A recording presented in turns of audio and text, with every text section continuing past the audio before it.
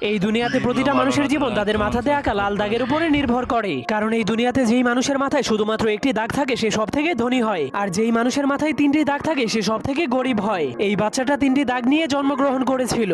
এরপর সে ধীরে ধীরে বড় হওয়ার পর সে দেখতে পায় তাকে শুধু গরিব মানুষের সাথেই থাকতে হয়, আর যাদের মাথায় দুইটি দাগ আছে তাদের গোলামি করতে হয়। এমনকি তাকে দুই দাগওয়ালা মানুষের জন্য সারাদিনই কাজ করতে হয়, যার ফলে দুই দাগওয়ালা মানুষের বাচ্চারা তাকে মারলেও সে কিছুই বলতে পারতো না। এজন্য সে একদিন লুকিয়ে লুকিয়ে তার কপালের একটা দাগকে মুছে ফেলে। এরপর কাউকে কিছু না বলেই লুকিয়ে লুকিয়ে দুই দাগওয়ালা মানুষের রুমের মধ্যে চলে যায়। কিন্তু সে ভিতরে যাওয়ার পর দেখতে পায় সব দুই দাগওয়ালা মানুষের এক দাগওয়ালা মানুষের একদমই চাকরের মতো সেবা করছে, যা দেখার পর সে অনেক অবাক হয়ে যায়। এরপর সে বুদ্ধি খাটিয়ে তার আরেকটা দাগকেও মুছে ফেলে। কিন্তু যখন দুই দাগওয়ালা মানুষেরা দেখতে পায় তার কপালে এক দাগ, তখন তারাও তার সেবা করতে শুরু করে দেয়। তখন সে জীবনের প্রথমবার এত সম্মান পেয়ে অনেক খুশি হয়ে যায়। কিন্তু তখনই হঠাৎ করে উপর থেকে একটা মেশিন চলে আসে। এরপর সকল এক দাগওয়ালা মানুষদেরকে টেনে টেনে উপরে নিয়ে যায়। এরপর সেই মেশিন তাদের মাংসগুলোকে কেটে কেটে তিন দাগওয়ালা মানুষদেরকে খাওয়ার জন্য